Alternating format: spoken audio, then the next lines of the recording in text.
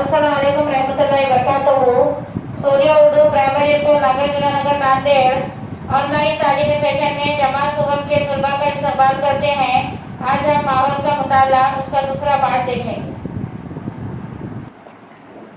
प्यारे बच्चों, अब इसके आगे का देखेंगे हम। Page number 48।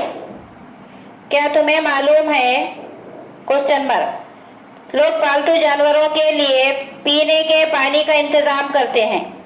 हम जानते हैं कि इन्हें प्यास लगती है। दूसरे हजारों जानवर होते हैं, इन्हें भी प्यास लगती है। क्या ये हमने कभी सोचा है?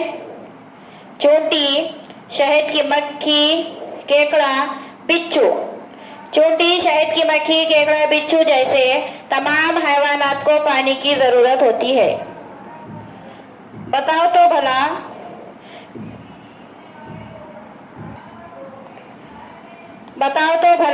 जंगली जानवरों को देखने के लिए जंगल में मौजूद पनघट के करीब क्यों जाना पड़ता है?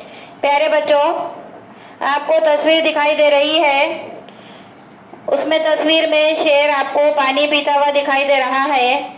लोग जंगली जानवरों को देखने के लिए ही पनघट के करीब में आते हैं, क्योंकि जानवर पानी पीने के लिए पनघट पर आते हैं।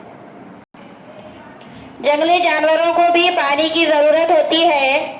प्यास लगने पर वो पनघट के पास आते हैं, इसलिए इन्हें देखने के लिए लोग पनघट के पास जाते हैं।